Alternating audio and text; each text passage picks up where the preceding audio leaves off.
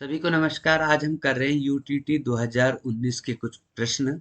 देखिए, प्रश्न है, यदि x square plus one by x square 83 तो x cube minus one by x cube का मान ज्ञात कीजिए। इसके लिए देखिए, मैं कुछ आपको आइडेंटिटी पहले लिखा देता हूँ।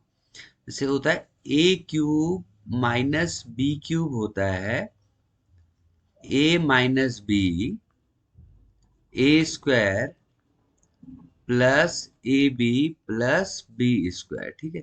और A cube plus B cube होता है A plus B A square minus A B plus B square. और आपको ये तो पता ही होगी, ए प्लस बी का स्क्वायर लिखते हैं A square plus two A B plus B square. और ए माइनस बी का square a square minus two A B plus B square. तो ये कुछ बेसिक आइडेंटिटी है। तो देखिए, हमें क्या फाइंड करना है, x cube minus one by x cube. तो इसकी ए क्यूब माइनस बी क्यूब की आइडेंटिटी यूज होगी।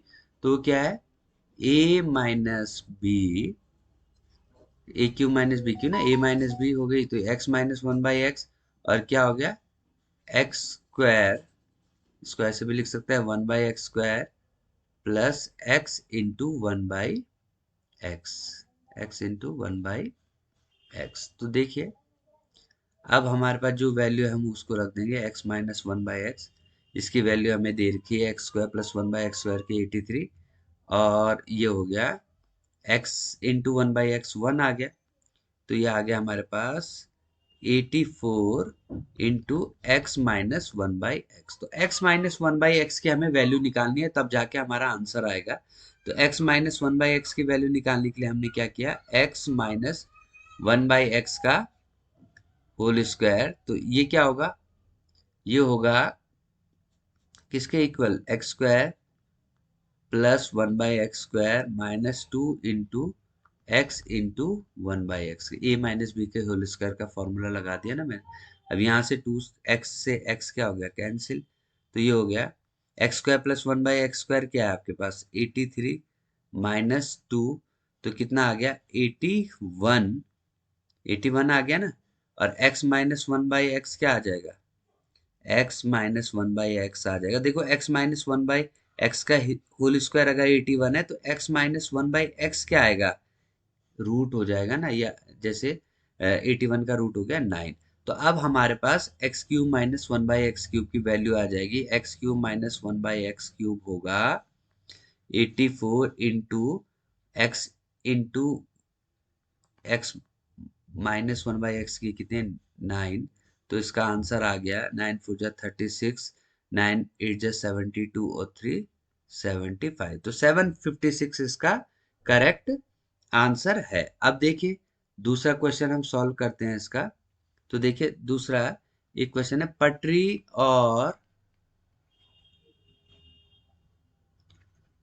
और प्रकार की सहायता से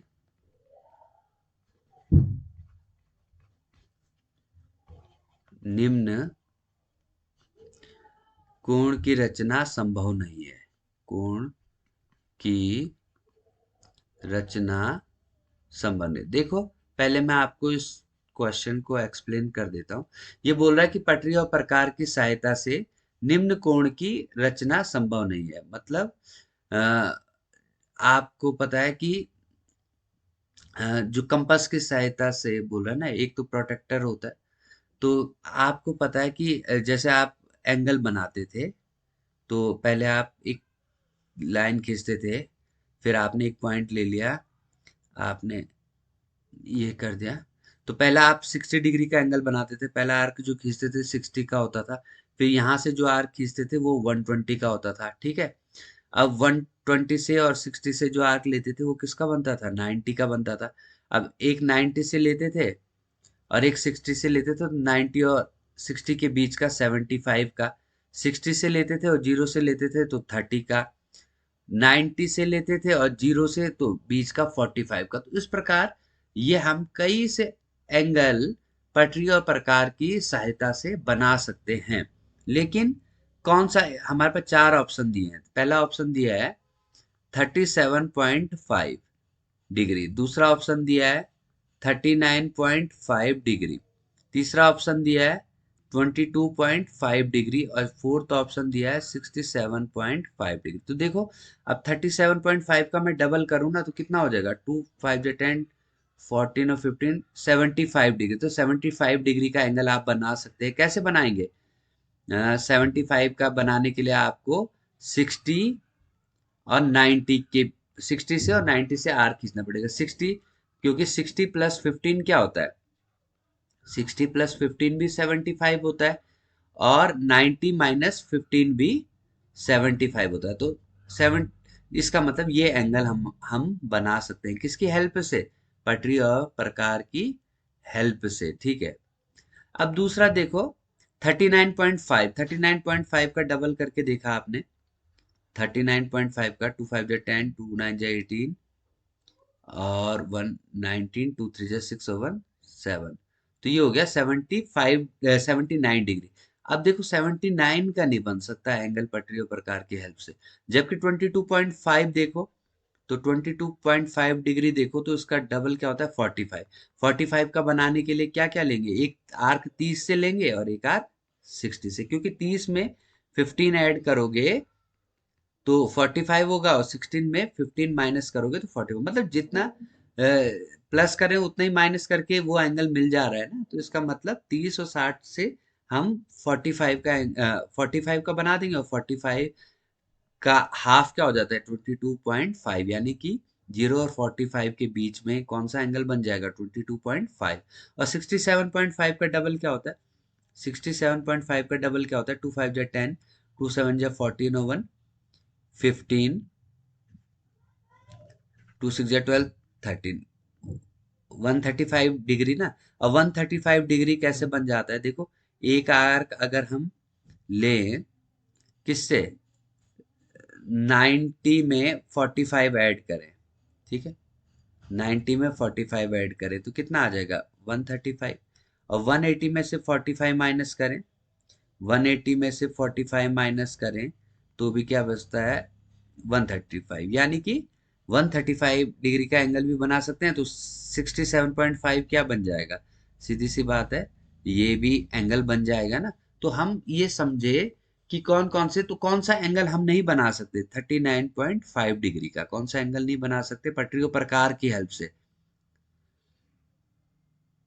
39.5 डिग्री का जो एंगल है हम नहीं बना सकते। कुछ और मैं आपको बताऊंगा कि कौन कौन से, क्योंकि आपके पास क्वेश्चन और चेंज करके भी आ सकता है। तो देखो जैसे मैंने क्या बोला, 0 डिग्री का एंगल पटरी प्रकार के हेल्प से आप क्या 45, पहले मेन मेन एंगल लिख देते हैं, 45 के बाद क्या बनाते हैं 60, 60 के बाद क्या 90, 90 के बाद क्या 120, 120 के बाद क्या बना देते हो आप 180। ठीक है। अब देखो 0 और 45 के बीच का एंगल कौन सा बना सकते हो 22.5 डिग्री, 45 और 60 के बीच का एंगल कौन सा हो जाएगा, ठीक है, जो इन दोनों में जितना प्लस करोगे उतना ही माइनस करके जो भी एंगल बनेगा वो ड्रॉ कर सकते हो। 60 और 90 के बीच का एंगल भी ड्रॉ कर सकते हो, कौन सा हो जाएगा 75 डिग्री। 90 और 120 के बीच का कितना एंगल बन जाएगा 105, ठीक है, 105। तो इस प्रकार हम एंगल, कौन कौन से एंगल पटरी और प्रकार की हेल्प से बना सकते हैं। और जो आपका, जिसको आप कहते हैं ये क्या होता है, ये प्रोटेक्टर होता है ना ये, तो इसकी हेल्प से तो सारे ही एंगल बन जाते हैं ना, ठीक है ना। लेकिन ये पटरी और प्रकार की हेल्प से बोल रहा है। ओके। तो इसके बाद अगला नेक्स्ट क्वेश्चन हम करते हैं। नेक्स्ट क्वेश्चन है, नेक्स्ट क्वेश्चन है, चार अंकों की, चार अंकों की सबसे छोटी संख्या, सबसे छोटी संख्या जिसमें जिसमें 5, 8, 10 और 15 से भाग देने पर प्रत्येक दशा में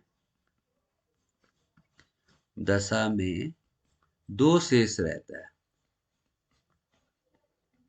क्या बोल रहा है क्वेश्चन कि 4 अंकों की सबसे छोटी संख्या जिसमें 5, 10, 15 से भाग देने पर प्रत्येक दशा में 2 शेष रहता है। तो ऑप्शन दिए हैं इसने। पहला ऑप्शन दिया है 11082, दूसरा ऑप्शन दिया है 1080, तीसरा ऑप्शन दिया है 1078 और चौथा ऑप्शन दिया है 1198। अब देखो, इसके लिए थोड़ा सा लॉजिकल माइंड से हमने चलना है।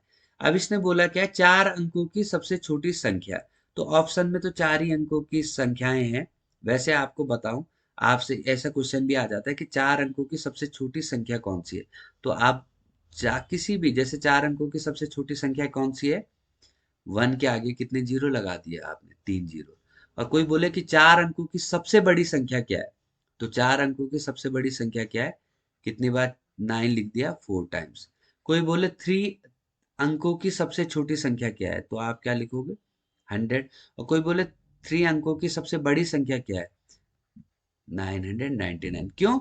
क्योंकि 999 में जब 1 प्लस कर देते हैं ना, तो वो 4 अंकों की संख्या बन जाती है ना फिर। तो ये समझ रहे हैं आप।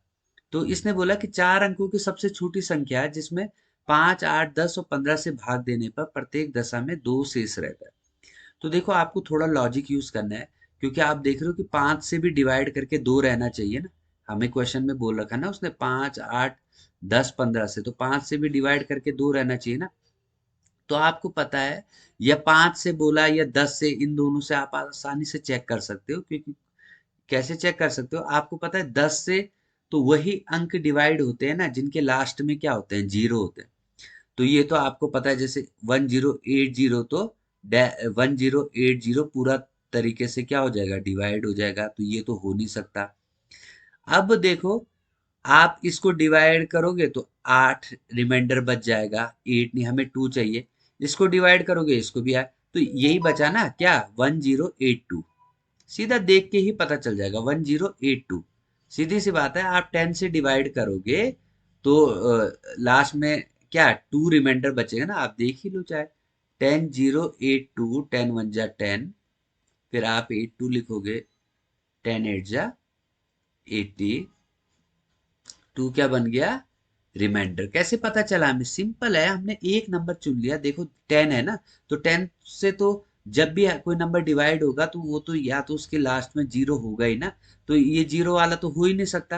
अब ये 8 वाला भी क्यों नहीं हो सकता, क्योंकि इससे तो 8 रिमाइंडर आ जाएगा ना जब आप डिवाइड करोगे 10 से। तो सिंपल ये बचा 1082, क्योंकि इससे डिवाइड करोगे तो 2 से। तो वैसे ही 5 से भी चेक कर सकते हो।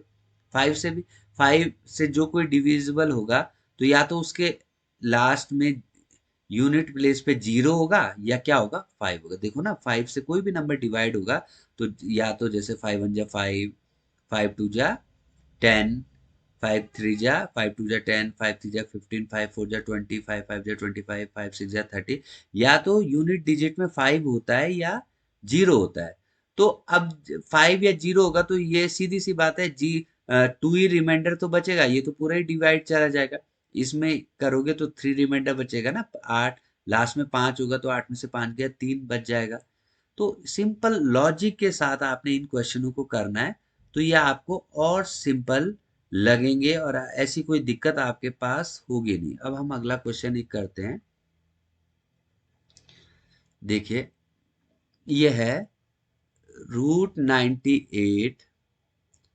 ये थोड़ा सा हैंग हो रहा है, ये पेन टैब, अब मुझे देखना पड़ेगा ये क्यों हो रहा है। √72। और मैंने आपको बार बार बोला कि जो भी जरूरतमंद लोग हैं जरूर इसको शेयर करें।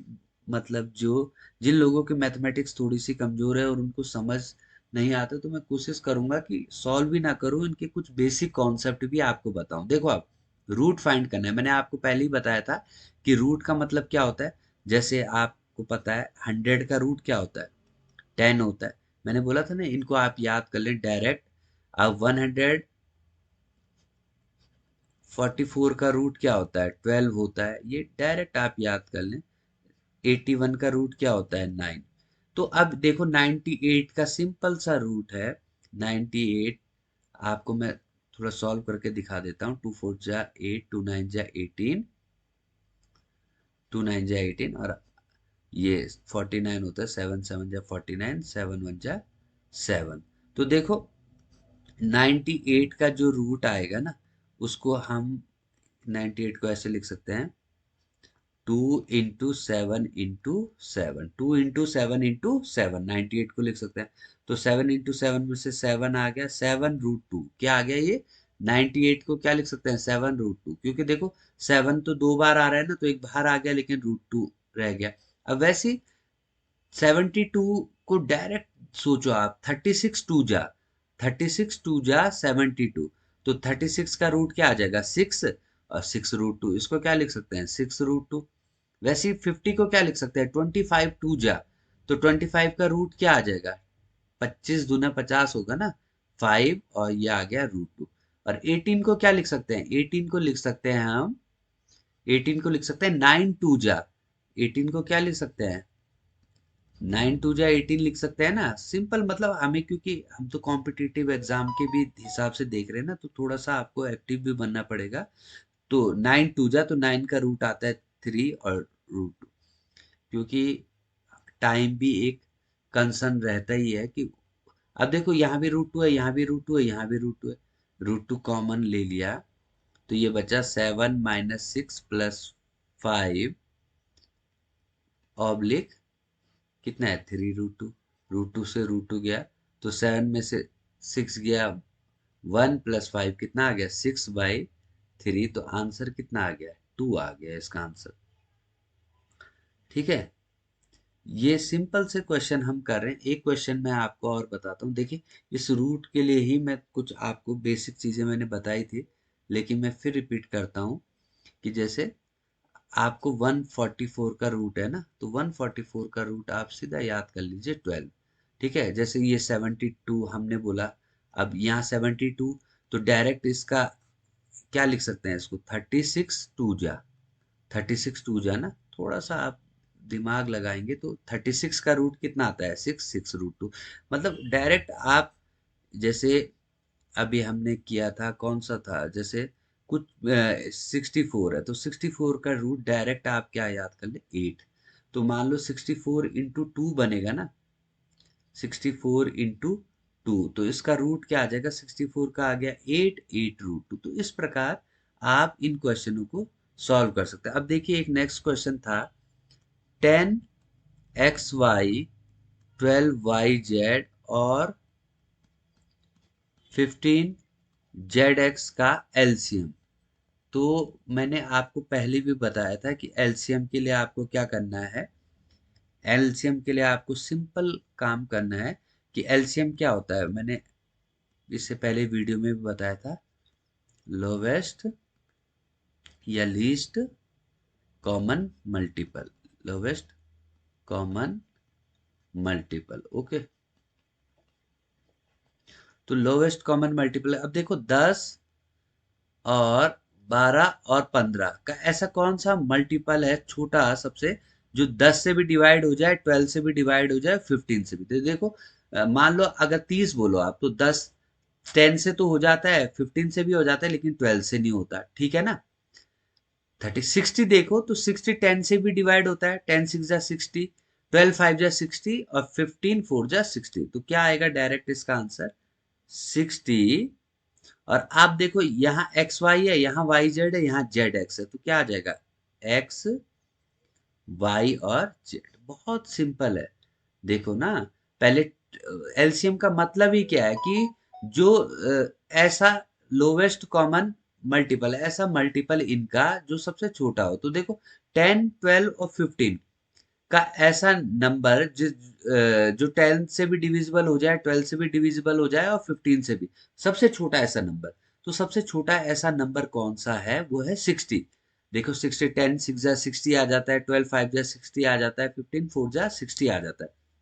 अब जब इनकी बात होगी एक्स वाई वाई जेड और जेड एक्स की, तो एक्स वाई वाई जेड और जेड एक्स की ऐसी बात हो तो कौन सा इनका कॉमन ऐसा मल्टीपल है जो ये तीनों जिसको डिवाइड कर सके, तो वो है x y Z.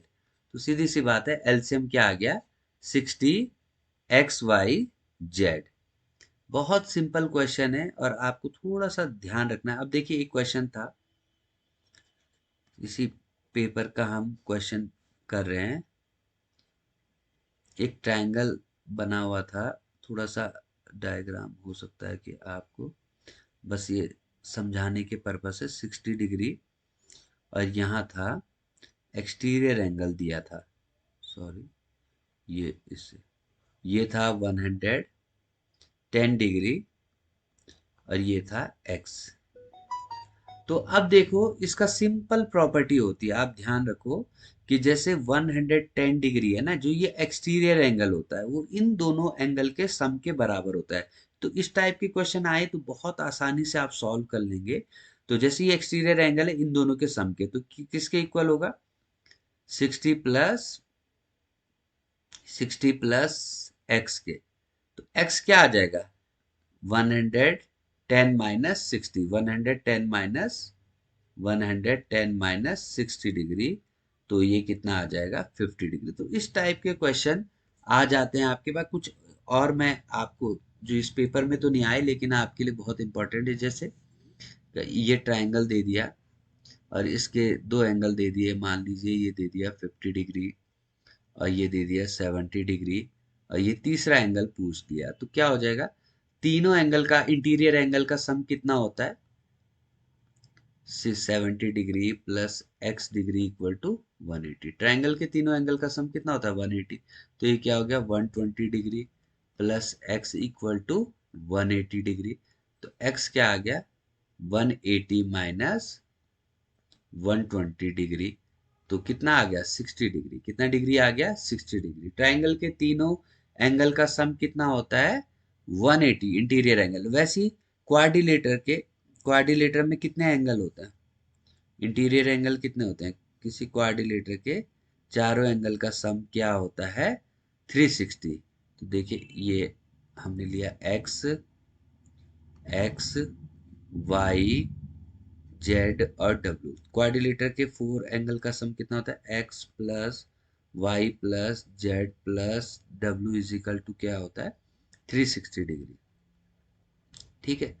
Equilateral triangle कौन सा होता है, इक्विलैटरल ट्रायंगल कौन सा होता है, जिसकी तीनों साइड भी इक्वल होती है, ये साइड इसके बराबर और ये, और तीनों एंगल, जब साइड इक्वल होगी तो तीनों एंगल भी क्या होंगे, इक्वल। तो तीनों एंगल इक्वल होंगे तो क्या हो जाएंगे, 60 60 60। ये बेसिक कॉन्सेप्ट है जो आपको जरूरत पड़ेगी।